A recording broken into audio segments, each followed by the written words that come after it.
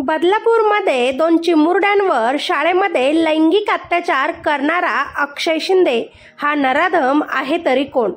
अक्षय शिंदेचं वय 24 वर्ष आहे. अक्षय कर्नाटकातील गुलबर्गा या गावातील आहे. पण अक्षयचा जन्म बदलापूरमधीलच खरवई गावात झाला होता.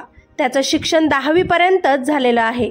अक्षय शिंदे बदलापूर येथील एका शाळेचा शिपाई अगोदर तो एका इमारतीत वॉचमॅन म्हणून काम करत होता. एका कंपनीमार्फत आदर्श शाळेत तो नुकताच शिपाई म्हणून लागला होता, जिथे त्याचं पूर्ण कुटुंब साफसफाईचे काम करतं. त्याच्या घरात तो, त्याचे आईवडील आणि त्याचा भाऊ आणि त्याच्या भावाची बायको राहत होते. अक्षयची 3 लग्न झाली आहेत, मात्र 3ही बायका त्याला सोडून गेल्या होत्या हे साफ खोटं असल्याचं त्याच्या आईनं स्पष्ट केलं. त्याचे अजूनही लग्न झाले नसल्याचं त्याची आई बोलली. अक्षयची आई बोलली, अक्षयला कामाला लागून आता फक्त 15 दिवस झाले आहेत. 13 तारखेला या प्रकरणाबाबत आम्हाला शाळेतूनच माहिती मिळाली होती. अक्षयला 17 तारखेला पोलीस पकडून घेऊन गेलेत, पण याबाबत आम्हाला काहीच सांगितलं नाही. काम करणाऱ्या एका बाईनं आम्हाला सांगितलं की अक्षयला पोलिसांनी पकडून नेलं आहे. अक्षयकडे फक्त 11 वाजताच शाळेतलं बाथरूम धुवायचं काम होतं. दुसरं काहीच काम त्याच्याकडे नव्हतं.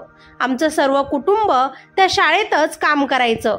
शाळेत झाडू मारण्याचंही काम आमच्याकडेच होतं.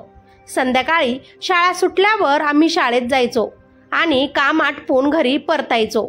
अक्षय पहिल्यापासूनच डोक्यामध्ये जरा कमजोरच होता. त्याला छातीच्या दुखण्याचाही आजार होता, म्हणून अक्षयला गोळ्या औषधं हे सुरूच होती. अक्षय शिंदेनं जे काही कृत्य केलं आहे त्याचा त्याच्या कुटुंबालाही सामना करावा लागला आहे. गावकऱ्यांनी त्याच्या घराची तोडफोड केली. त्यांना गाव सोडावं लागेल असंही सांगण्यात आलं. कुटुंबाला देखील मारहाण होईल ह्या भीतीनं अक्षयचं कुटुंब तिथून पळून दुसऱ्या ठिकाणी गेलं आहे. आणि तेव्हाच अक्षय शिंदेच्या वडिलांनी काही धक्कादायक खुलासे केलेले आहेत. त्यामुळे या प्रकरणाला वेगळेच वळण मिळू शकते. अक्षय शिंदे याने त्या लहान मुलींसोबत जे काही केले तसा कोणताही प्रकार घडलाच नसल्याचा दावा त्याच्या कुटुंबियांनी म्हणजेच आई, वडील आणि भावाने केला आहे. अक्षयला फसवण्यात येत असल्याचा आरोपही त्यांनी केला आहे.